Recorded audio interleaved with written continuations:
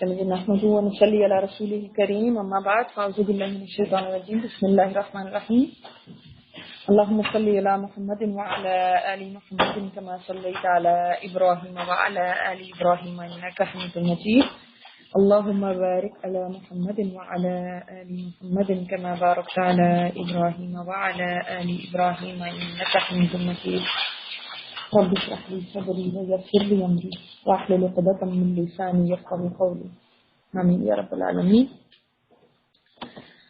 یہ کون سا غزوہ ہے؟ غزوہ بدر اولا. کون سا غزوہ تھا؟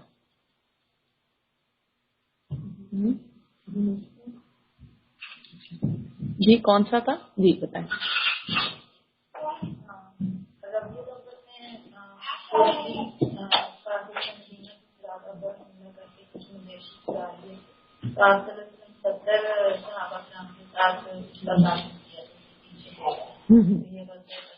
تو کیوں اس کو کہا گیا غزوہ بدر اولا؟ جو وہ قتل ہوا تھا جی ابھی تو میں نے بتایا کہ بدر کے مقام پہ یہ ہوا تھا، اس وجہ سے غزوہ بدر اولا ہے. ٹھیک ہے. اور اس کے بعد غزوہ ذوالعشیرہ کیا تھا؟ آپ بتائیں گے؟ نہیں آتا. جی اب بتائیں. کو فالو کرنے کے لیے جو لوگ ہیں تو آلریڈی جا چکے ہیں. ٹھیک ہے ٹھیک ہے. تو وہاں پہ ان کا جب وہاں پہ پہنچے تو یہ قافلہ آلریڈی وہاں سے گزر چکا تھا اور یہ مقام عشیرہ کا تھا. تو یہاں پہ غزوہ ذوالعشیرہ یہ اس کو بتایا گیا. اور یہ قافلہ کتنا بڑا تھا، اتنا زیادہ مال تھا اس کے اوپر، یعنی سمجھ لیں کہ مکہ کے ہر گھر کی انویسٹمنٹ اس میں ہوئی تھی اس قافلے میں، اس لیے بہت ہی قیمتی قافلہ تھا سمجھ لیں. اور جب ابو سفیان یہاں سے بچ کے نکل گیا تو اب اس نے سوچا کہ جب میں نے واپس آنا ہے، ظاہر ہے واپسی بھی ہوگی اس راستے سے، تو جب میں واپس آؤں گا تو پھر کیا ہوگا. اور یہی چیز پھر سمجھ لیں ایک پیش خیمہ بنی غزوہ بدر کا، جو اصل غزوہ بدر جس کو ہم کہتے ہیں. اچھا اس کے بعد کیا ہوا تھا؟ کوئی اور اہم واقعہ ہوا؟ جی 30 رجب کو جو ہے نا مسلمانوں کے ہاتھوں جو قتل ہوا تھا، اور انہوں نے اس کے اوپر بہت بڑا پروپیگنڈا کیا کہ دیکھو انہوں نے حرمت والے مہینے کو پامال کیا. حالانکہ جو خود کام کر رہے تھے وہ اس سے کہیں زیادہ بڑے تھے کہ مسجد حرام سے روکنا کسی کو. کیا روکا تھا انہوں نے مسجد حرام سے؟ کیسے روکا تھا؟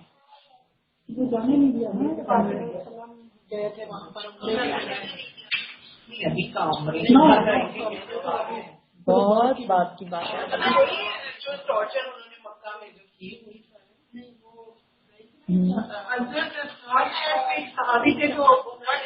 کیا بات. سعد بن معاذ جو تھے وہ گئے تھے اور ان کی فرینڈشپ کس کے ساتھ تھی؟ بہت زیادہ. پڑھتے نہیں ہیں گھر جا کے؟ بالکل نہیں پڑھتے. یہ بہت امپورٹنٹ ہے. کیوں یہاں پہ یہ بات آئی کہ جو ہے نا وَصَدٌّ عَن سَبِيلِ اللَّهِ وَكُفْرٌ بِهِ وَالْمَسْجِدِ الْحَرَامِ، مسجد حرام سے کب روکا انہوں نے؟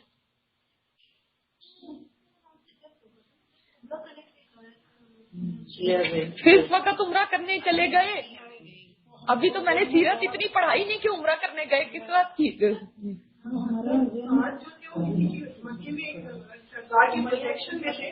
اور اس سرکار کی وجہ سے ابو جہل ان کو ابھی ہمیں پھر اس کا مطلب میں آگے کیا چلوں. آپ نے ریویو کیا لیکن ہارڈ تھا تو مجھے سے اسی بات کیوں نہیں پوچھا؟ جب میں آپ کو پڑھانے کے لیے آؤں اس سے پہلے آپ میرے سے سوال کریں. جب میں آپ سے سوال کروں تب نہیں کہیں گے اٹس ہارڈ. میں تو اتنی آسان زبان میں بتاتی ہوں کہ اس کے اندر آپ کو کوئی مشکل ہوتی نہیں، اس وقت آپ کہتے ہیں بالکل سمجھ آ گئی. لیکن اگر آپ گھر پہ نہیں پڑھیں گے تو پھر نہیں آئے گا. بات یہ کہ سعد بن معاذ جو تھے امیہ بن خلف کے ساتھ جو ہے ان کی بہت زیادہ فرینڈشپ بھی تھی، یعنی اتنے زیادہ فرینڈس تھے. اور بزنس فرینڈشپ جس کو کہتے ہیں، بزنس پارٹنرشپ، کہ جب وہ کہیں تجارت پہ جاتا تھا تو مدینہ سے گزرتا تھا تو ان کے گھر ٹھہرتا تھا، اور جب یہ کہیں آتے تھے ادھر کو مکہ کی طرف تو یہ اس کے پاس ٹھہرتے تھے. تو جب یہ آئے مکہ کسی بھی بات کی وجہ سے، تو جب ظاہرہ مکہ آتے تھے تو پھر طواف ضرور کرتے تھے. اب روایات سے یہ پتہ چلتا ہے کہ ہو سکتا ہے کہ ابھی کافروں کو یہ پتہ نہیں تھا کہ یہ جو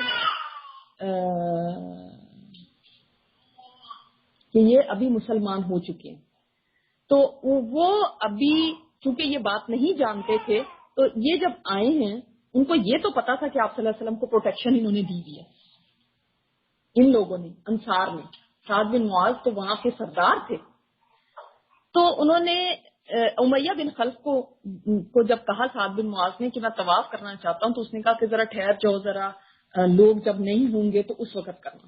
اور بہت چلچلاتی دھوپ جب بالکل سخت دوپہر تھی تو اس نے کہا کہ اچھا اب طواف کروں، اور وہ لے کے اور ان کو ساتھ طواف کر رہا تھا.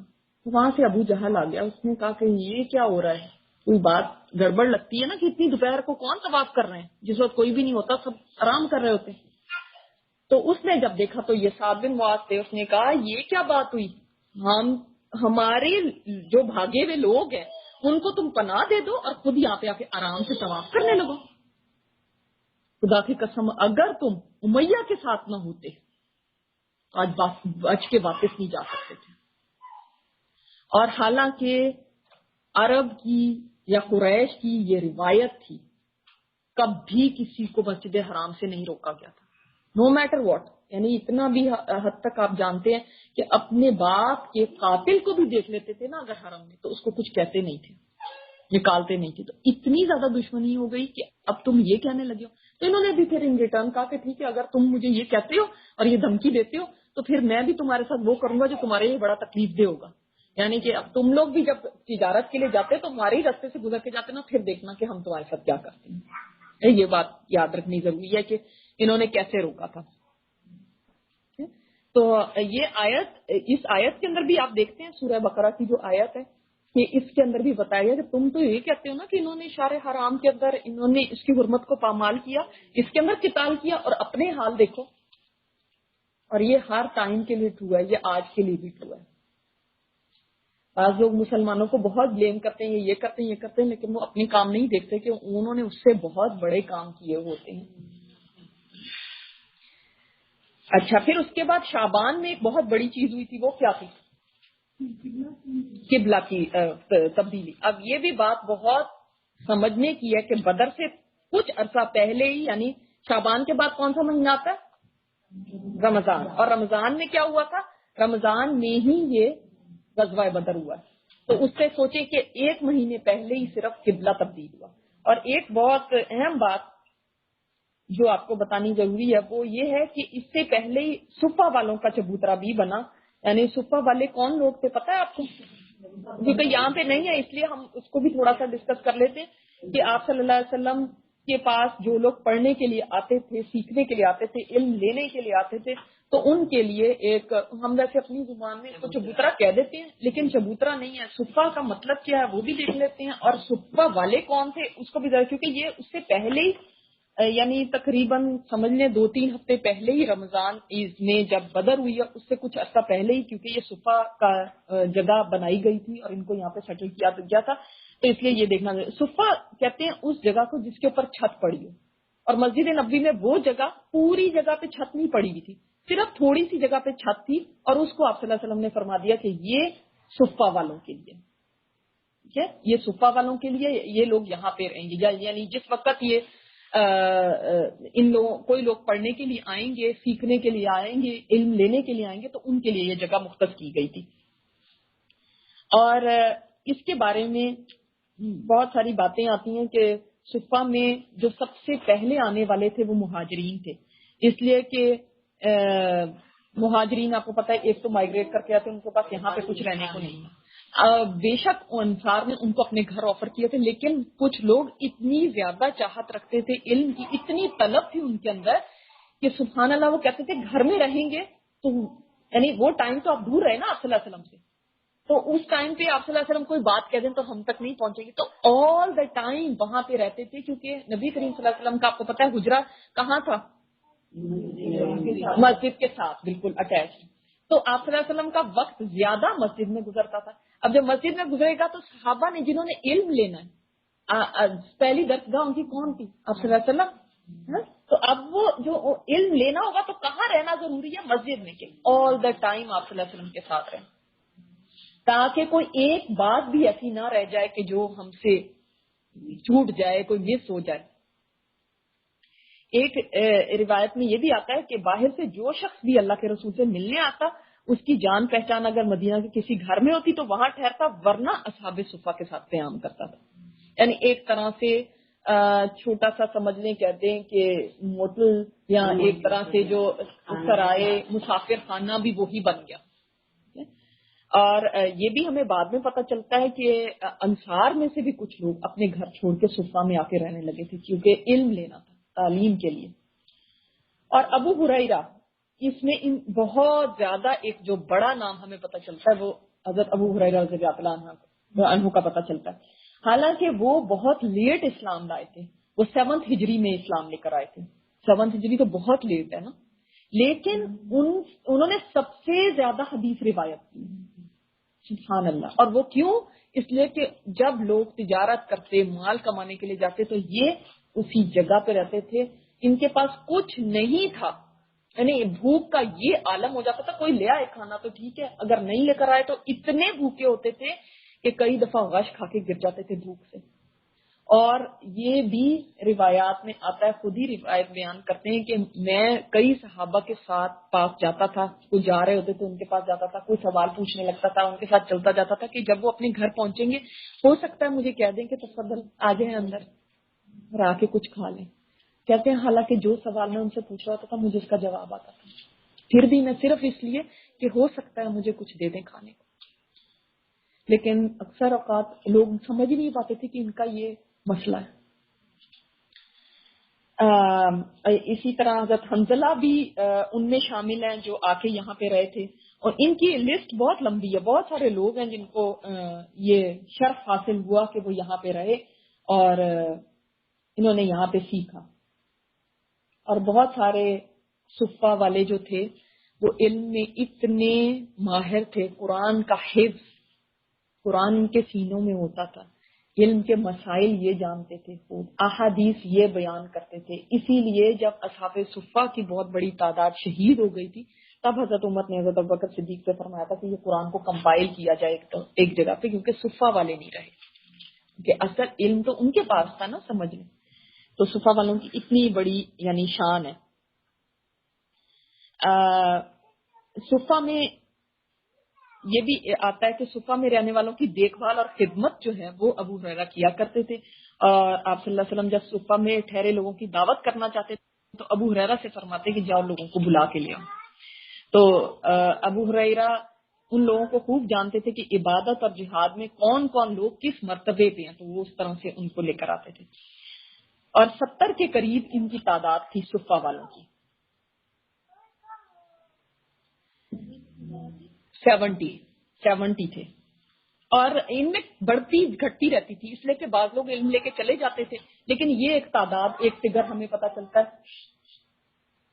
یہ ہمیں فگر پتہ چلتا ہے، لیکن ادروائز کبھی کم ہو گئے کبھی زیادہ ہو گئے، کیونکہ آتے جاتے رہتے تھے نا، جیسے علم سیکھ لیا اور چلے گئے تو بہت سارے لوگ ہیں۔ اسی طرح امام ابو داؤد فرماتے ہیں، اور ابن ماجہ میں بھی ہے یہ اہل صفا کی صفات میں، کہ ان لوگوں نے فقر اور زہد کو اپنے سینے سے لگا لیا، دنیا سے منہ موڑ لیا اور مسجد ہی میں جم کے بیٹھ گئے۔ وہ علم حاصل کرتے تھے اور اللہ کی عبادت میں مگن رہتے تھے، وہ الگ تھلگ ہو کر نفل نماز پڑھتے، قرآن کی تلاوت کرتے، اللہ کی آیات پہ غور کرتے، اللہ کا ذکر کرتے، حاصل کرتے۔ اور اگر عبادہ بن صامت جو قرآن کی تعلیم دیتے اور لکھنا بھی سکھاتے تھے، انہیں ان کے ایک شاگرد نے کمان تحفے میں دی تھی، تو تیر کمان ہوتا ہے نا، وہ تحفے میں دیا۔ ان لوگوں میں بعض علم اور حدیث کو حفظ کرنے میں بہت مشہور ہوئے، جیسے کہ ابو ہریرہ اور حذیفہ بن یمان بھی۔ تو یہ صفا والوں کا تھوڑا سا تعارف تھا۔ اسی طرح صفا والوں کا لباس کا یہ حال تھا، ان کے پاس مکمل لباس بھی نہیں ہوتا تھا غربت کی وجہ سے، بعض کے پاس صرف ایک چادر ہوتی تھی جس کو اپنی گردن کے ساتھ باندھ لیتے تھے اور جسم اور سطر پہ اسی کو لپیٹ لیتے تھے، اور یہ چادر بھی بعض دفعہ اتنی چھوٹی ہوتی تھی کہ بس پنڈلیوں تک آتی تھی مشکل سے، اور بعض کے گھٹنوں تک آتی تھی، اور باقی جسم ننگا رہتا تھا۔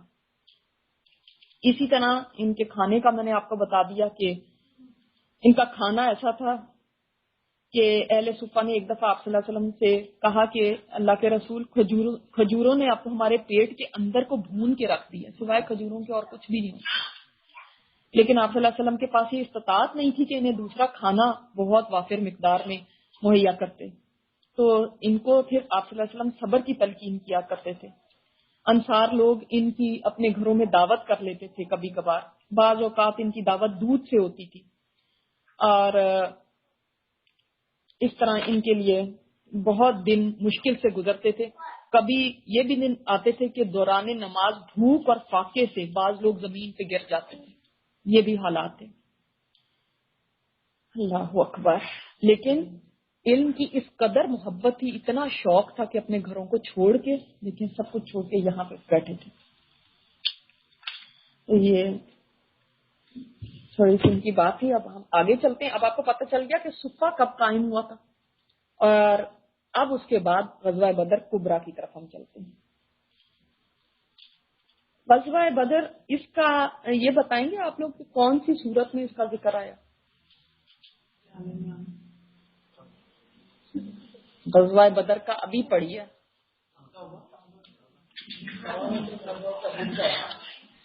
اب میں رو پڑوں گی کہ اگر آپ کہیں گے سورہ توبہ میں بدر کا ذکر آیا. ہاں وہ تو تبوک ہے. شاباش. سورۃ الانفال. سورۃ الانفال، اسی لیے میں آپ لوگوں کو جب کہتی ہوں نا کہ ساری سورت پڑھیں ایک اسٹریچ میں، تو اس کا مقصد یہ ہوتا ہے کہ آپ اس سورت سے گو تھرو کریں. آپ کے ذہن میں ہو کہ اگر آپ سے پوچھا جائے کہ یہ مثلاً غزوہ کس سورت میں ہم دیکھیں، تو غزوہ بدر کے لیے آپ سورۃ الانفال دیکھیں. اب آپ لوگوں کا ہوم ورک ہے، آپ سورہ انفال پوری جا کے پڑھیں گے، دوبارہ سے پڑھیں. آپ کو یہ یاد آئے کہ سورہ انفال میں ہم نے کیا پڑھا تھا، کیونکہ ابھی گزری ہے، وہ تو زیادہ زمانہ نہیں ہوا. بدر ایک مقام تھا جہاں پہ ایک کنواں تھا. وہ کنواں بدر کے نام سے مشہور تھا، کیونکہ جس آدمی نے وہ کھودا تھا اس کا نام بدر تھا. تو اس کی وجہ سے اس کی شہرت، بس اس علاقے کی بھی شہرت اسی نام سے ہو گئی. پورا علاقہ بدر کہلانے لگا. اچھا، اب اس کے بارے میں آتا ہے کہ یہ جیسے آپ سمجھ لیں اسکوائر سی شکل کا ایک جگہ تھی جو 5 میل لمبی تھی، اور اس کی چوڑائی جو تھی وہ 4 میل تھی. یہ چھوٹی سی ایک جگہ مطلب تھی. اب اس کے ارد گرد پہاڑ تھے. تھوڑا سا آپ کے ذہن میں ہونا چاہیے کہ کیسی یہ جگہ تھی، تاکہ جب ہم بات کریں تو آپ کو سمجھ آئے. اور یہ مکہ سمجھنے نیچے ہے. مدینہ اور شام جانے والے راستے جو تھے وہ سارے ادھر آ کے میٹ کرتے تھے بدر پہ. یعنی یہاں سے سارے راستے جاتے تھے مکہ، مدینہ، شام کو. ٹھیک ہے، یعنی ایک سینٹرل پلیس تھی. اسی وجہ سے قافلے یہاں سے گزرتے تھے، یہاں پہ پڑاؤ بھی کرتے تھے. یہاں پہ پانی بھی ہوتا تھا، چھوٹا سا نخلستان بھی تھا، کھجوروں کے درخت وغیرہ تھے. تو ایک اچھی جگہ ہو گئی نا، جیسے ریسٹ ایریا سمجھ لیں. یہ قافلے ادھر سے گزرتے ہوئے جاتے تھے تو یہاں پہ تھوڑا قیام کر لیتے تھے. اور زمانہ جاہلیت میں ذیقات کے منتھ میں یہاں پہ ایک میلہ بھی لگا کرتا تھا. تو یہ جگہ اس وجہ سے یعنی ایک جانی پہچانی جگہ تھی سب کے لیے. اچھا، تھوڑا سا پڑھ لیتے ہیں بک میں سے، اس کے بعد میں آپ کو انشاءاللہ اور اس کے بارے میں بتاتی ہوں. غزوہ بدر کبریٰ. اب اس کو ہائی لائٹ کریں. 17 رمضان سن 2 ہجری. اس کو ہائی لائٹ کر لیں تاکہ آپ کو پتا رہے کہ کب یہ غزوہ ہوا تھا. تو ایک کیا تھا، صغرا تھا، اور ایک کیا ہے، کبریٰ. صغرا کون سا تھا؟ وہ جو غزوہ بدر اولا تھا. اور یہ نہیں کہنا کہ غزوہ بدر اولا جو ہے وہ فرسٹ سٹیج تھا. غزوہ بدر کبریٰ کا فرسٹ سٹیج کیا تھا؟ ذوالعشیرہ. یاد کر کے آئیے گا اگلی دفعہ. ذوالعشیرہ تھا. اس میں قافلہ کہاں جا رہا تھا؟ شام کی طرف. اب قافلے نے کیا کرنا ہے؟ واپس آنا. اب جب قافلہ واپس آنے لگا، ابو سفیان ریئلی وائز آدمی تھا، بہت عقل مند تھا. اس نے اپنے جاسوس وغیرہ ادھر ادھر دوڑائے کہ بھئی کوئی مسلمانوں کی خبر پتہ چلے. تو وہ پہلے سے الرٹ تھا، یہ بات یاد رکھیے گا. یہ قریش اور مسلمانوں کے درمیان پہلا فیصلہ کن معرکہ ہے. اس کا سبب یہ ہوا کہ رسول اللہ صلی اللہ علیہ وسلم جس قافلے کے لیے ذوال عشیرہ، بولے سب ذوال عشیرہ تشریف لے گئے تھے، اور جو بچ کر شام چلا گیا تھا پھر اس کی طاق میں تھے، اور اس کی خبر لانے کے لیے آپ نے شام کے مقام حورا تک 2 آدمی بھیجے۔ اچھا، اب مسلمان بھی اس چیز کے لیے الرٹ تھے کہ وہ کب قافلہ واپس آتا ہے، تو پہلے تو قافلہ جا چکا، ہاتھ سے نکل گیا، اب جب واپس آئے گا تو پھر اس کو پکڑیں گے۔ اچھا، اب یہ بتائیں کہ بعض لوگ اس چیز کا بہت پروپیگنڈا کرتے ہیں کہ مسلمانوں نے اس طرح سے کیوں کیا، ہائی ویز کے اوپر یعنی ان کو سرایہ کئی بھیج رہے ہیں، مہمات ہو رہی ہیں، یا یہ اس وقت قافلے کو لوٹنے کی کیا ضرورت تھی یا کیا تھا، تو مسلمان ایسے تھے، تو اس کا کیا جواب دیں گے؟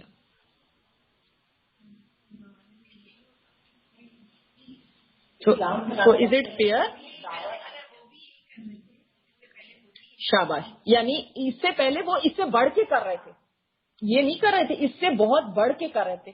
10 سال کی جو 13 سال کی جو تاریخ آپ مکی دور کی دیکھیں تو اس میں کیا ہوا تھا؟ جو اس چیز سے گزرا ہو کیا وہ بھول سکتا ہے کہ یہ کیا ہوا؟ اور آپ صلی اللہ علیہ وسلم خاص طور پہ ان سرایہ میں کس کو بھیجتے تھے؟ مہاجرین کو، شاباش، مہاجرین کو بھیجتے تھے خاص طور پہ۔ کس لیے مہاجرین کو بھیجتے تھے؟ ان کے اوپر ظلم ہوا تھا، یہ وکٹم تھے، انصار تو وکٹم نہیں تھے، اور انصار نے یہ بھی نہیں کہا تھا کہ ہم آپ کے ساتھ مل کے، کوئی بیعت نہیں ایسی کی تھی کہ ہم مہموں پہ جائیں گے۔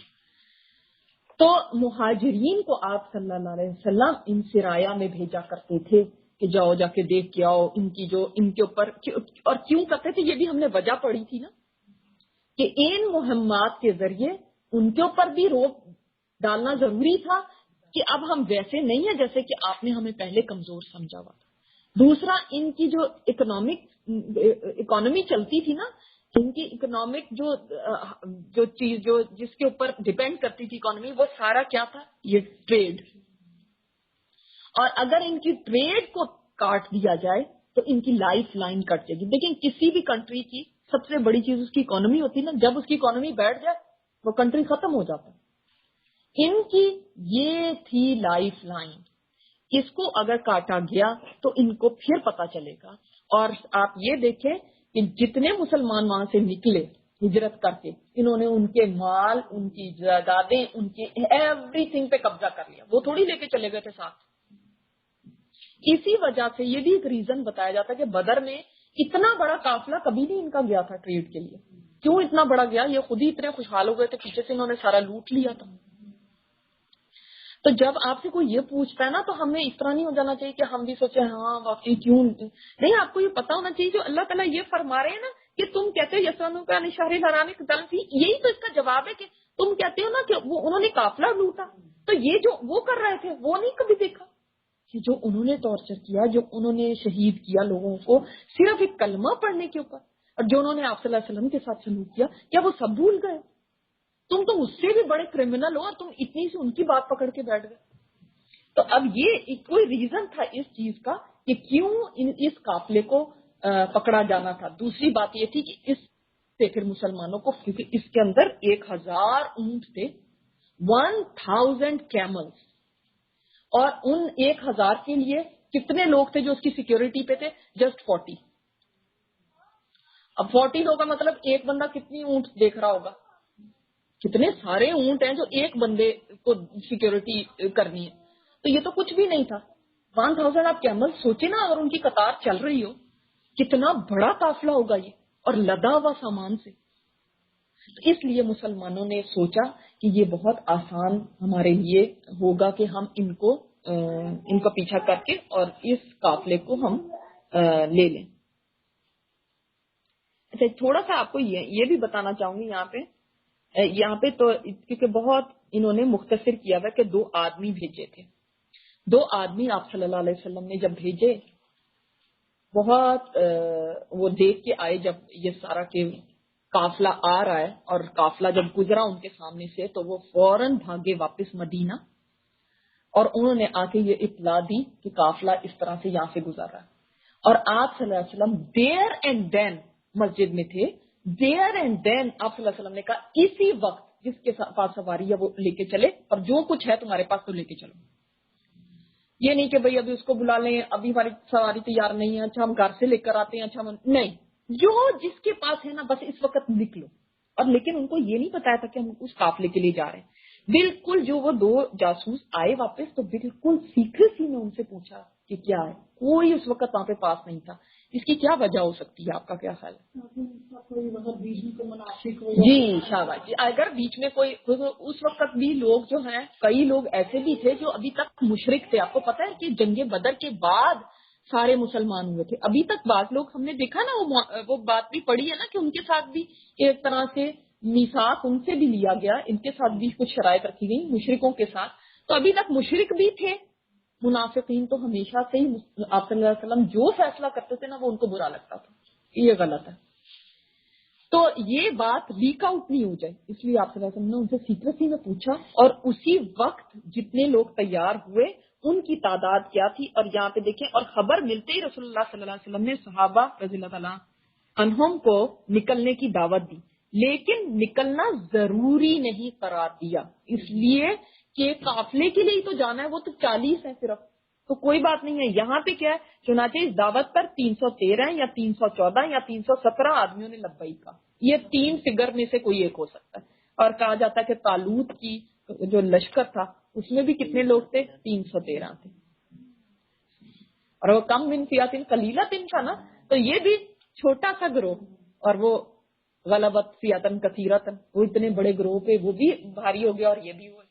تو یہ ان میں سے ایک تعداد ہے جو صحیح ہے.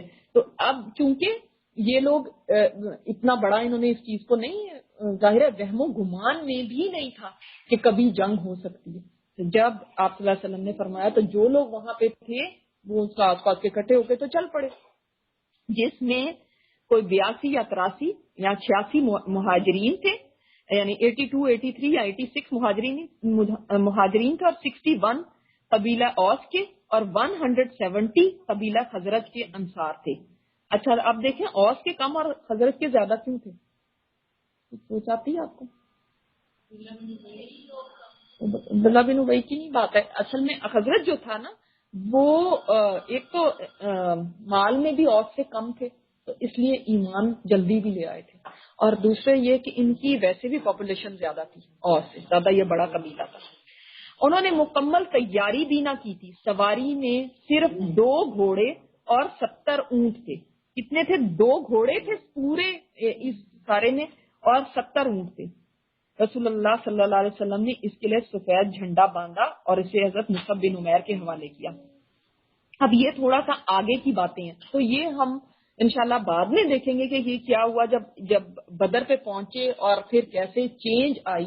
لیکن اس سے پہلے تھوڑی سی بات اس چیز کی ہو جائے کہ اس سے پہلے کیا ہوا. اب چونکہ ابو سفیان بہت الرٹ تھا اس سلسلے میں تو اس نے بھی اپنے جاسوسوں کو ان کو بھیجا کہ بھئی دیکھ کے آؤ کہ مسلمانوں کا کیا ہے. اور جب اس کو پتا چلا کہ آپ صلی اللہ علیہ وسلم تو اس طرح سے آ رہے ہیں لیکن تو وہ تو بہت پریشان ہوا اور اس نے فوراً ایک گائیڈ کو ہائر کیا کہ مجھے فوراً یہاں سے نکالو کسی طرح، ایسے کسی گمنام راستے سے جس کا کسی کو کوئی پیچھا نہ کرے. اور بہت لمبا راستہ لے کے ساحل کے ساتھ ساتھ ہوتے ہوئے وہ نکل گیا. لیکن آپ نے تو بتایا نہیں کسی کو، تو کیسے پتا چل گیا؟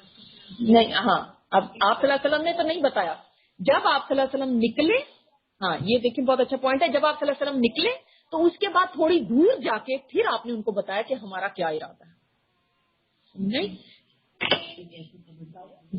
جب نکل گئے یعنی وہاں پہ نہیں بتائی کہ ابھی جو سارے لوگ بیٹھے ان میں پتہ نہیں کون کون ہو، لیکن جب نکل کے اتنی دور جا چکے کہ مدینہ سے باہر نکل گئے تب ان کو یہ بات بتائی کہ اس طرح سے ہم قافلے کے پیچھے جا رہے ہیں. مسلمان بہت خوش ہوئے کیونکہ ظاہر ہے صرف 40 لوگوں کا قافلہ اور اتنا زیادہ ہم سامان لے کر آئیں گے تو بہت ان کو خوشی ہوئی. جی فوراً اٹھے اور انہوں نے جو بھی ان کے تو کون سے بہت بڑا کوئی سٹی یا ٹاؤن تھا، جو بھی جس کو جہاں سے مہیا ہوا وہ اس نے لے لیا اور چل پڑے. اگر گھروں سے بھی لینا پڑے تو وہاں پہ کون سے گھر دور تھے کہ فوراً یعنی اسی وقت نکل پڑے. اسی وقت کا مطلب نہیں یہ بھاگنے شروع، مطلب ہے کہ یعنی اسی وقت ایسا نہیں تھا کہ کوئی تیاری کا ٹائم، جیسے کہیں اگر جنگ کے لیے جانا ہو تو آپ کو باقاعدہ تیاری کرنی پڑتی نا. جس کے ہاتھ میں یہ بھی روایات میں آتا ہے جس کے ہاتھ میں ڈنڈا تھا اس نے ڈنڈا لے لیا، جس کے ہاتھ میں کوئی چیز بھی تھی اس نے وہی لے لی. تو ایسا کوئی نہیں تھا کہ کوئی جنگ تو ان کے ذہن میں بھی نہیں تھی دور دور تک کہ ایسا کچھ ہو سکتا ہے. تو ابو سفیان نے 2 سٹیپس اٹھائے. اس نے ایک یہ سٹیپ اٹھایا کہ اس نے فوری طور پہ قافلے کا راستہ بدل دیا. دوسرا سٹیپ اس نے یہ اٹھایا کہ اس نے ایک آدمی کو جو تیز رفتار اونٹ کے اوپر تھا اس کو اس نے کہا کہ تم فوراً پہنچو مکہ اور ان کو جا کے اطلاع دو کہ قافلے کو لوٹنے کے لیے محمد صلی اللہ علیہ وسلم اور ان کے ساتھی آ رہے ہیں اور اپنے قافلے کو بچانا ہے تو آ جاؤ فوراً. ٹھیک ہے, یہ بات سمجھ آ گئی کہ دوست نے کیا سٹیپس لیے. اور واقعی وہ آدمی اتنا تیز تھا کہ وہ فوراً یعنی تیز رفتاری کے ساتھ مکہ پہنچا.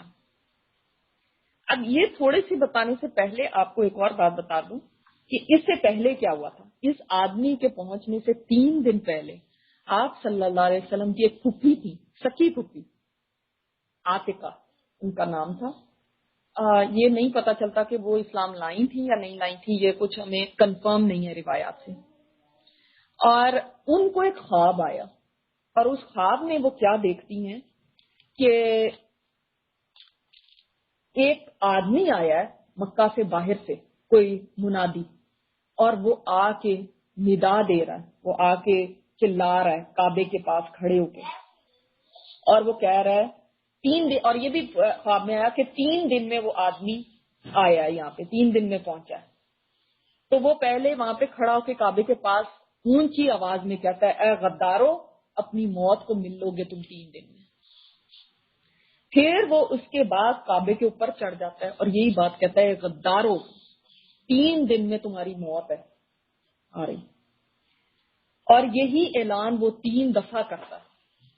اور پھر اس کے بعد ایک بڑا سا پتھر ہے جو وہ اٹھا کے پھینکتا ہے اور وہ پتھر ریزہ ریزہ ہو جاتا ہے اور اس کا جو ٹکڑے ہیں اس کے جو پیسز ہیں وہ ہر گھر پہ جا کے ٹکراتے ہیں. اب یہ ایک ایسا خواب تھا جس کی تعبیر بہت کلیئر تھی, حالانکہ وہ اس وقت ظاہرہ مسلمان تو نہیں تھی اس ٹائم پہ جب انہوں نے خواب دیکھا. اس سے ہمیں یہ بھی پتہ چلتا ہے کہ کوئی کافر بھی اگر خواب دیکھ لے تو وہ ٹرو ہو سکتا ہے, کسی کافر کا بھی, جیسے آپ ہم دیکھتے ہیں یوسف علیہ السلام کے وقت میں بادشاہ نے دیکھا.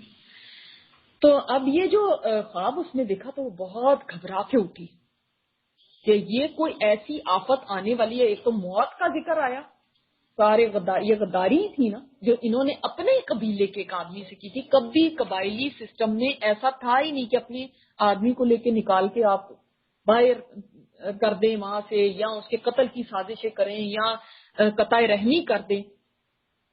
اور دوسری بات یہ کہ وہ ٹکڑا ہر گھر سے جا کے ٹکرایا, اس کا مطلب ہر گھر میں کوئی آفت آنی ہے. اب جب وہ پریشانی میں اٹھی اس نے اپنے بھائی حضرت عباس رضی اللہ تعالیٰ عنہ ان کو یہ خواب سنایا. انہوں نے خواب سنا اور انہوں نے کہا کہ بالکل خاموش رہنا, کسی کو نہیں بتانا. لیکن خود انہوں نے جا کے اپنے ایک دوست کو یہ خواب سنا دیا اور اس سے, اور دوست کون تھا, ولید بن عتبہ, اس کو یہ خواب سنا دیا. اور ولید نے جا کے اپنے باپ کو یہ خواب سنا دیا اور باپ نے آگے جا کے کسی اور کو سنا دیا اور اس نے کسی اور کو, سب ایک دوسرے کو کہتے رہے کہ کسی اور کو نہ بتانا. اب انہوں نے بہن کو کہہ دیا کہ آپ خاموش رہنا, آپ نہ کسی کو بتانا.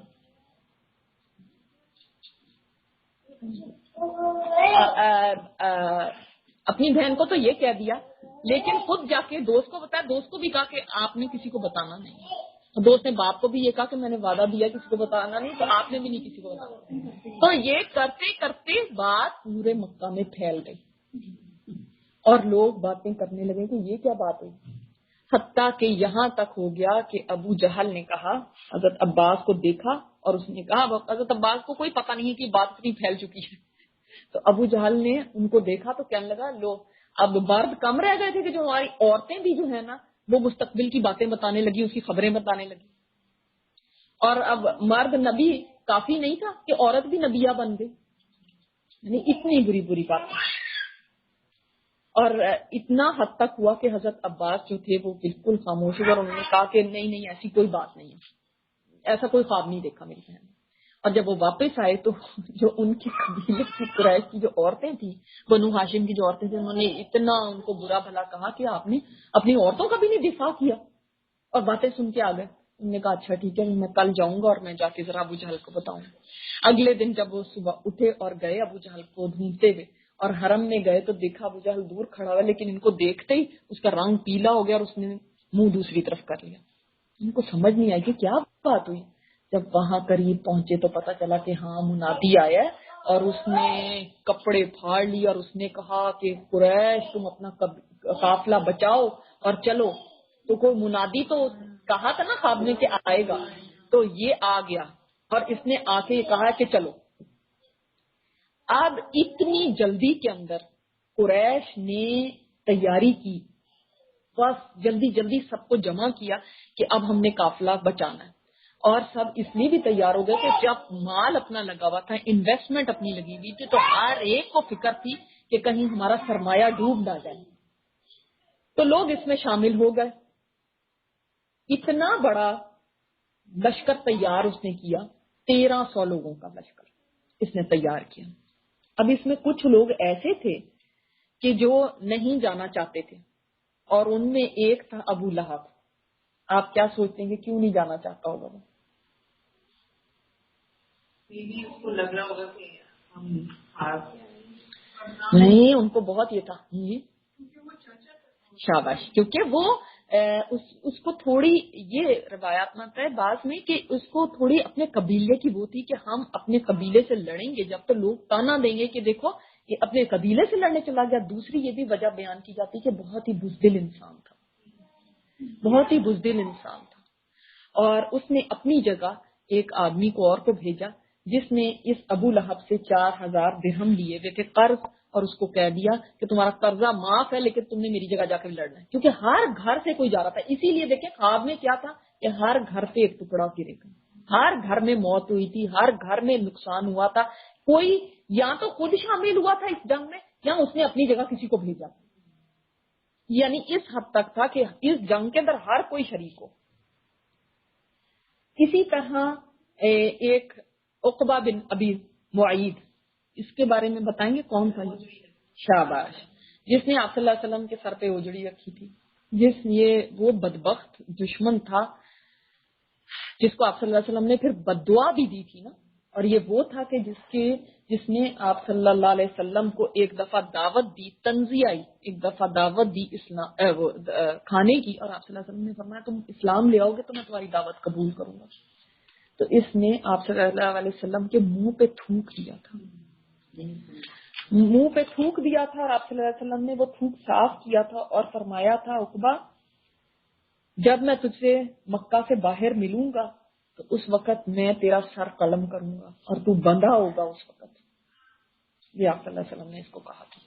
تو اس کو ایک یہ بھی خوف تھا کہ مجھے بددعائیں ملی، حالانکہ دیکھیں اتنے دشمن ہیں لیکن یہ پتا ہے کہ ان کی زبان سے جو بات نکل جائے نا وہ پوری ہو کے رہے گی، تو یہ ڈر رہا تھا کہ میرا کیا بنے گا، تو میں نہیں چاہتا۔ لیکن آپ یہ دیکھتے ہیں کہ ابو جہل کسی جگہ پہ بھی پیچھے نہیں رہا، آپ صلی اللہ علیہ وسلم کی جہاں پہ دشمنی کا موقع تھا وہ کہیں پیچھے نہیں رہا۔ اور یہ ظاہر ہے ویسے یہ نہیں تھا کہ اس لیے نہیں جا رہا تھا کہ اس کو کوئی کم دشمنی تھی، یہ دشمنی میں تو انتہا سے زیادہ تھا۔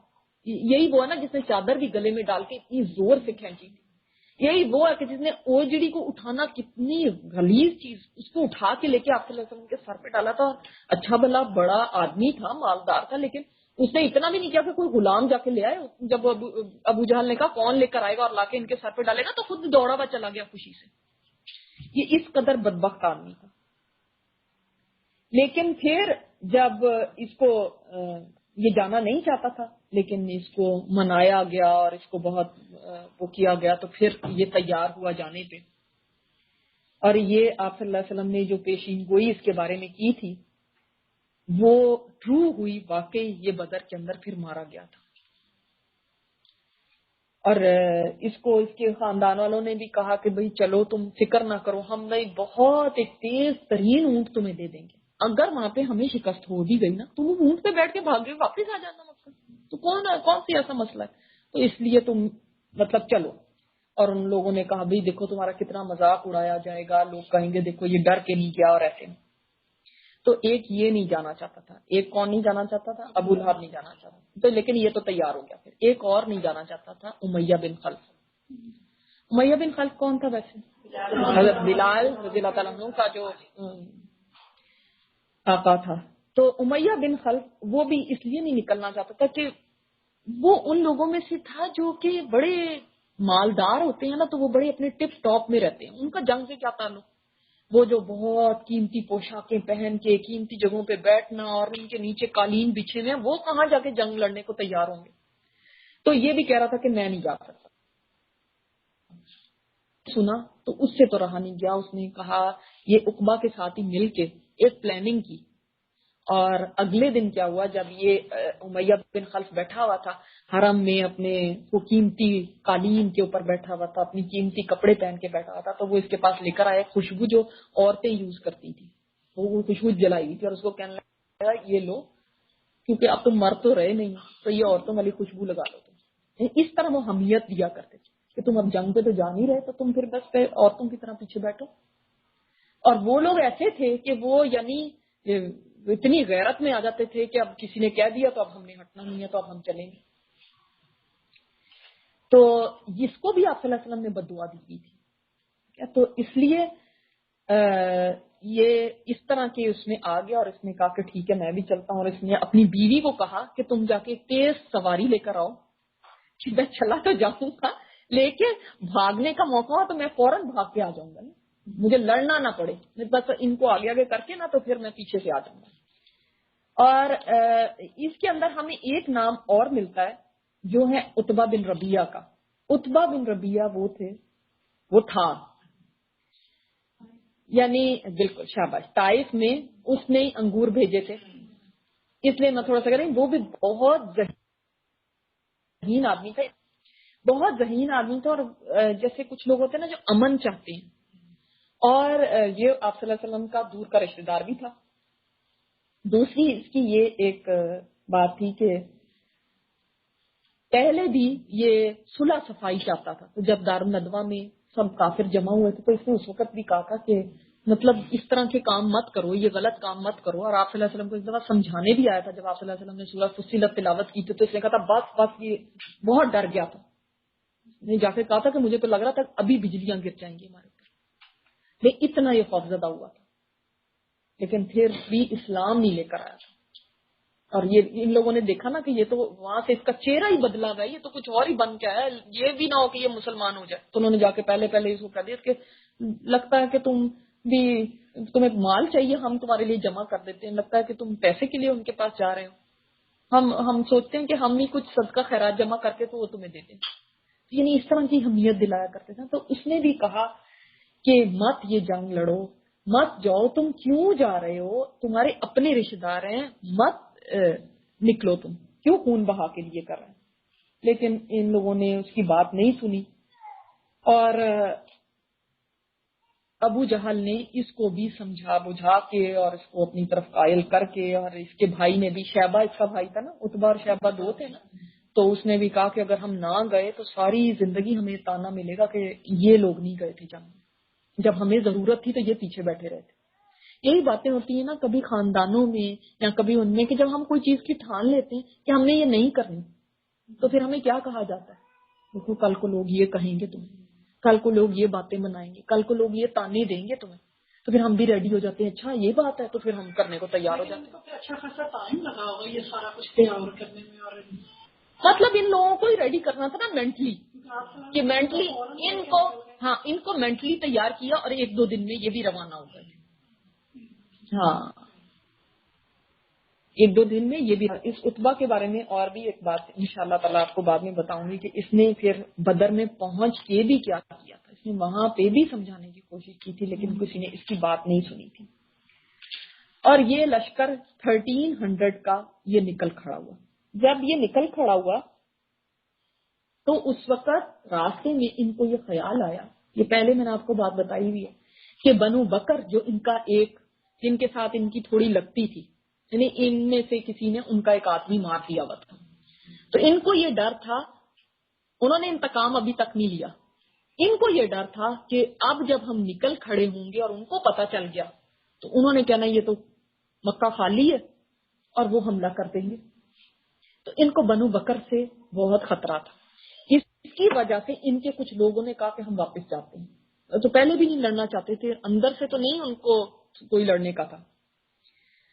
تو اس وقت شیطان مردود، یہ آپ کو پہلے بھی میں نے بتایا، سراقہ بن مالک، پتا ہے نا سراقہ کا کون تھا، سراقہ کی شکل کے اندر آیا اور اس نے کہا کہ میں تمہیں گارنٹی دیتا ہوں وہ تمہارے پر کوئی حملہ نہیں کریں گے، میں حفاظت کروں گا مکہ کی، میرے لوگ حفاظت کریں گے، میں تمہارے ساتھ جاؤں گا، میں تمہارے ساتھ جا کے لڑتا ہوں تاکہ تمہیں یہ چیز کی بالکل تسلی ہو جائے کہ میں تمہارے ساتھ ہوں۔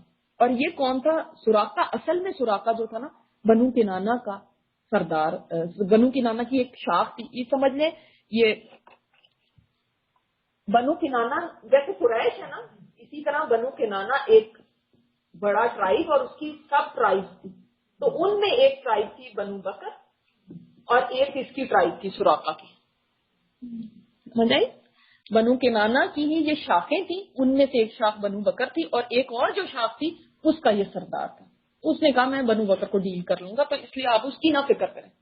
اور پھر حال یہ ہو گیا تھا نا بدر میں پہنچ کے، سورہ انفال میں ہم نے پڑھا بھی تھا کہ اس کا حال کیا ہوا تھا کہ جب فرشتوں کو دیکھا اتر رہے ہیں تو پھر دم دبا کے بھاگا، حتیٰ کہ کسی نے اس کو پکڑنے کی بھی کوشش کی کہ اتنی دور سے آیا، تو اس کو بھی اتنی زور سے مارا وہ اڑ کے ہو گیا اور خود بھاگ کے چلا گیا اور کہنے لگا کہ میں وہ دیکھ رہا ہوں جس کو تم نہیں دیکھتے۔ انہیں کیسے ویسے نظر آ جاتے تھے؟ ہاں، جنات کو نظر آ جاتے ہیں۔ تو ریئل سراقہ اپنے گھر بیٹھا ہوگا، وہ تھوڑی یہاں پہ تھا، آپ کی طرح ان کے پاس فون تھوڑی تھے کہ فوراً ٹیکسٹ کر کے بتا دیں کہ بھائی میں یہاں پہ ہوں، یا سراقہ کوئی ٹیکسٹ کر کے پوچھ لیا جائے کہ بھائی تم ہوگی یا نہیں، انہوں نے تو بھائی جو دیکھا انہوں نے تو اسی کو سوچا نا کہ بھائی یہی ہے۔ اچھا، اب جب یہ چل پڑے یہاں سے، راستے میں ان کو اطلاع، ابو سفیان دیکھیں، ابو سفیان بھی دشمن تھا آپ صلی اللہ علیہ وسلم کا، لیکن آپ نے کبھی غور کیا کہ اتنے دشمنوں میں اس کو کیوں ہدایت ملی؟ کم ہوگا نا، اس کو اتنا زیادہ نہیں، دشمنی تو اس کو بھی تھی، لیکن دشمنی میں بھی کچھ لوگوں کی ایتھکس ہوتی ہیں۔ آپ نے دیکھا نا عقبہ کو کہ وہ کیسا تھا، اس نے ہر اخلاق کی اس کی دھجیاں بکھیر دی، وہ اس سے بھی گر گیا نیچے، ابو جہل بھی گر گیا نیچے، لیکن ابو سفیان نے ایک ڈگنیٹی کے ساتھ، دشمنی بھی ہے لیکن آپ کبھی نہیں اس طرح سے دیکھتے کہ کوئی ایسی حرکت کے اندر اس کو آپ نے دیکھا، حالانکہ پورا اب غزوہ احد میں دیکھیں گے کہ اس کافروں کی جو لشکر تھا اس کا ہیڈ ہی یہ تھا ابو سفیان۔ اب جب اس کا قافلہ سیف ہو گیا تو اس نے اب پھر اطلاع بھیجی کہ اب آنے کی ضرورت نہیں ہے، ہم سیفلی مطلب ان کی ریچ سے دور ہو گئے، اب آپ واپس چلے جاؤ۔ مگر ابو جہل کے سر پر یہ چیز سوار تھی کہ ہم اب نکل آئے ہیں تو اب ہم بدر تک تو ضرور جائیں گے، وہاں پہ ہم شراب پیئیں گے، وہاں پہ انہوں نے اپنے ساتھ ناچنے گانے والیاں بھی لی ہوئی، وہ ناچیں گائیں گی، وہاں پہ سارے عرب کو پتا چلے کہ ہماری طاقت کیا ہے۔ اس وقت بھی عتبہ نے منع کیا کہ ہم واپس چلتے ہیں، لیکن وہ منع نہیں ہوا، اور اس وقت بعض جو قبائل تھے جیسے آگے آئے گا بھی ذکر، بنو زہرہ، وہ واپس چلا گیا۔ بنو زہرہ کا پتہ کون تھا؟ شاباش، حضرت آمنہ رضی اللہ، حضرت آمنہ کا قبیلہ۔ تو بنو زہرہ جو تھا وہ واپس چلا گیا، اس کے تقریباً 300 لوگ تھے، اب یہ کتنے بچ گئے؟ تقریباً اپروکسیمیٹلی 1000 پیپل، اور یہ 1000 لوگ آگے چلتے ہیں اب اس طرف بدر کی طرف۔ اور راستے میں بھی یہ آتا ہے کہ ایک جو ان میں سب سے کم عمر تھا، ایک بچہ تھا، اس کو یہ خواب آیا اور خواب دیکھ کے وہ اتنا گھبرایا ہوا اٹھا، اور اس نے خواب میں بھی یہ دیکھا کہ کوئی منادی آیا ہے اور وہ چلا چلا کے کہہ رہا ہے کہ عتبہ، شیبہ، ابو الحکم بن ہشام، امیہ بن خلف، اور یہ سارے جو ابو الحکم بن ہشام کون تھا؟ ابو جہل۔ یعنی یہ سارے بڑے بڑے ان کے نام اس نے لیے کہ یہ سارے کے سارے ان کی موت ہے، ان کے لیے موت ہے. اور اس کے پاس ایک اونٹ تھا اور اس نے اپنے اونٹ کی کوہان کاٹ دی اور اس سے خون بہ رہا ہے اور وہ سارے خیموں کے اندر وہ خون بکھر رہا ہے. یعنی ایک تو انہوں نے کہا نہیں یہ تو بچہ ہے، اس کی تو بات کے اوپر غور نہ کیا. یعنی انڈیکیشن اللہ کی طرف سے آ رہی تھی اور اللہ تعالیٰ خود چاہتا تھا کہ یہ وہاں پہ پہنچے اور مسلمان بھی وہاں پہ پہنچے. اب ہم اگلی دفعہ انشاءاللہ دیکھیں گے کہ مسلمانوں کی طرف کیا ہو رہا تھا. وہ تو یعنی بالکل اس میں ایک دم کیا اس کے لیے ورڈ کہہ سکتے ہیں کہ بالکل بلائنڈلی اس کے اندر پہنچ گئے نا. جو ایک قافلے کے لیے بڑی خوشی خوشی آ رہے ہیں 40 لوگوں کا، تو ہم تو ان سے بہت زیادہ ہیں، 300 ہے، ہم وہ کہاں 40، اور ابھی ہم قافلہ لے کر آ رہے ہیں، 1000 اونٹ لے کر آ رہے ہیں. اور کہاں یہ کہ آگے کیا ان کے ساتھ ہوتا ہے. تو وہ ہم انشاءاللہ تعالیٰ دیکھیں گے نیکسٹ ٹائم، کیونکہ ایک ہی دفعہ پھر ہم انشاءاللہ اس ارے کو پڑھیں گے. یہاں کر لیں تھوڑا اگر ٹائم. ہاں لیکن اس کے اندر اگر ہم آگے پڑھیں گے تو وہ جنگ بدر شروع ہو جائے گی، اور میں اس سے پہلے کا آپ کو بتانا چاہتی ہوں جو اس کے اندر نہیں ہے یہ سب چیزیں. چلیے یہ پڑھ لیتے ہیں پھر کہ یہاں یہ جو جھنڈے دیے تھے نا اصل میں یہ اس وقت دیے تھے نا جنگ کے وقت. ابھی تو وہ جا رہے ہیں، ابھی جھنڈے دینے کا تو کوئی نہیں تھا کہ وہاں سے جھنڈے دے دیے ان کے ہاتھ میں تو لڑائی کے وقت. تو یہ اس غزوے کی تفصیلات ہیں. اچھا چلیں انشاءاللہ تعالی. تو جب آپ صلی اللہ علیہ وسلم اور صحابہ کرام اب نکلے ہیں، آپ صحابہ کو پتا ہے کہ ہم آگے جا رہے ہیں، اور ان کے اندر بھی آپ نے دیکھ لیا نا کہ مہاجرین بھی ہیں، اب انصار بھی ہیں. اب انصار کیوں ہیں؟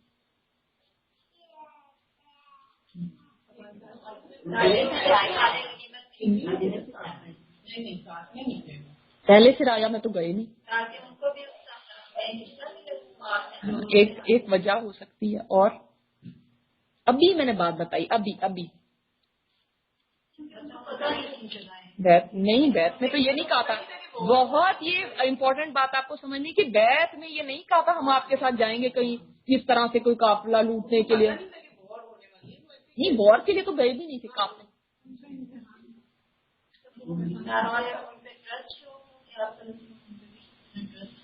ساری باتیں صحیح ہیں، لیکن ابھی میں نے بتایا سعد بن معاذ نے کیا کہا تھا ابو جہل سے. نہیں، اس نے کہا تھا کہ اب میں تمہیں اس سے زیادہ تکلیف دہ چیز دکھاؤں گا. تم ہمیں یہاں سے روکتے ہو نا، تو اب دیکھنا کہ تمہارے ساتھ کیا ہوتا ہے. اب یہ قافلہ آ رہا ہے اور اب یہ نکلے. مجھے ابھی وہ حرم کے اندر یہ بات ہوئی تھی نا، ابھی آپ کو میں نے یاد کرایا نا کہ حرم میں یہ انہوں نے جب اس نے یہ کہا تو انہوں نے بھی اس کو تھریٹ کیا کہ اب تم دیکھنا اب ہم تمہارے ساتھ کیا کرتے ہیں. تو دس واز دا ٹائم. ان کا 1000 کیملز کا قافلہ آ رہا ہے، ابھی اس کو لوٹا، ابھی اس کو پتا چلے ہمیں تم حرم سے روکتے ہو. سمجھ آئی؟ اچھا اب یہ سارے مہاجرین بھی ہیں، انصار بھی ہیں ساتھ، اور چل پڑے. اچھا اب ان کو راستے میں ایک جگہ پہ یہ بھی اطلاع مل گئی. اطلاع کیسے ملتی تھی؟ یہ جو بدو ہوتے تھے نا، کوئی ٹی وی تو تھا نہیں کہ پتہ چل جائے کہ یہ خبریں آج کی کیا ہیں. یہ جو بدو ہوتے تھے جو کہیں یا قافلے ادھر ادھر سے گزرتے تھے، جب بھی راستے میں ایک دوسرے کو میٹ کرتے تھے نا تو رکتے تھے. اچھا کہاں سے تم آئے ہو؟ اچھا وہاں کی کیا اطلاع ہے؟ وہاں پہ جا رہے ہیں تو تم وہاں سے جب آئے ہو تو وہاں کی کیا اطلاع؟ ایک دوسرے سے نیوز ایکسچینج کرتے تھے. سمجھ آئی؟ یہ ایک ذریعہ تھا نیوز ایکسچینج کا. تو اس طرح سے پتہ چلا کرتا تھا کہ راستے میں کوئی مل گیا، کوئی ہو گیا. اور آپ صلی اللہ علیہ وسلم کو اللہ تعالیٰ نے خواب میں دکھایا کہ آپ لڑیں گے ایک لشکر سے. یہ بھی خواب میں دکھا دیا. میں یہ نہیں بتایا تھا کہ یہ ابھی ہونے والا. تو اب جب یہ خبر ملنا شروع ہو گئی کہ ایک لشکر مکہ سے نکلا ہے، تو آپ صلی اللہ علیہ وسلم اس کو خود ویریفائی کرنے کے لیے خود ابو بکر صدیق رضی اللہ تعالیٰ عنہ کو لے کے نکلے کہ ذرا پتا کیا جائے کہ یہ واقعی صحیح بات ہے. اور دیکھیں کسی اور کو نہیں لے کے نکلے، سب سے زیادہ اپنے ٹرسٹ وردی جو تھے ابو بکر صدیق تھے. اور یہ بہت ہی ڈینجر میں خود کو ڈالنا تھا کہ اطلاع لینے کے لیے نکل گئے. اب لوگ جو ہیں صحابہ ایک جگہ پہ ہیں اور آپ صلی اللہ علیہ وسلم ان کو لے کر نکل گئے ہیں ارد گرد پوچھنے کے لیے کہ بھئی کہیں کوئی ملے تو اس سے پوچھا جائے. تو ابھی تحقیق کے لیے نکلے ہیں تو ایک بدو ان کو مل گیا، اور بدو تو ظاہر ان کو نہیں پہچانتا تھا. تو آپ صلی اللہ علیہ وسلم نے پوچھا کہ تمہیں کوئی قریش کی کوئی خبر ہے اور محمد صلی اللہ علیہ وسلم محمد اور اس کے ساتھیوں کی کوئی خبر ہے؟ یعنی صرف اس کو دیکھنے، ورنہ تو اس نے کہنا تھا کہ بھئی آپ کون ہو، لیکن اس نے کہا کہ تم لوگ پہلے بتاؤ کہ تم کون ہو. تو آپ صلی اللہ علیہ وسلم نے فرمایا کہ ہم تمہیں بتائیں گے کہ ہم کہاں سے آئے ہیں، لیکن تم پہلے ہمیں یہ بتاؤ. اس نے کہا ٹھیک ہے. تو اس نے کہا کہ محمد صلی اللہ علیہ وسلم اس تاریخ کو نکل چکے ہیں مدینہ سے، اور اگر وہ اس تاریخ کو واقعی نکلے تو اس وقت اس جگہ پہ ہوں گے. اور اس نے جو کہا تھا بالکل ٹھیک ہے.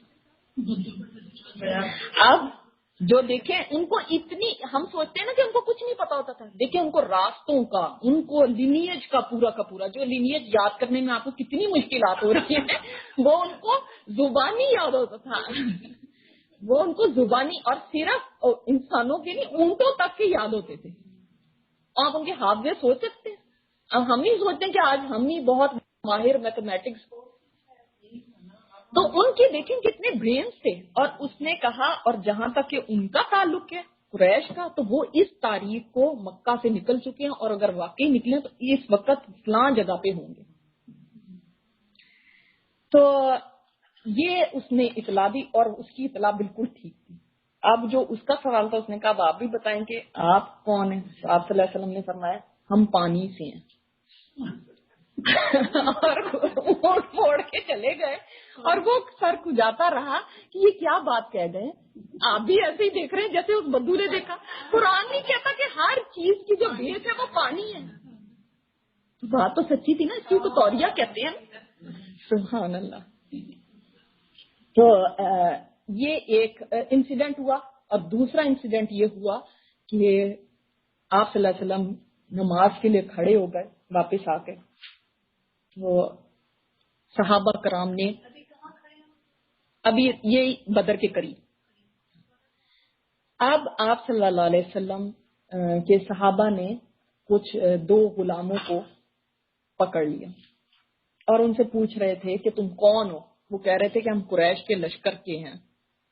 2 غلام، ان کے 2 غلام ہیں. تو وہ ان کو مارنا شروع ہو جاتے کہ تم جھوٹ بول رہے ہو، تم ابو سفیان کے قافلے کے ہو. وہ کہتے نہیں ہم اس کے لشکر کے ہیں، قریش کے لشکر سے آئے ہیں. وہ اس کو پھر مارتے ان دونوں کو کہ نہیں تم جھوٹ بول رہے ہو، تم سچ بتاؤ، تم ابو سفیان کے قافلے سے آئے ہو نا.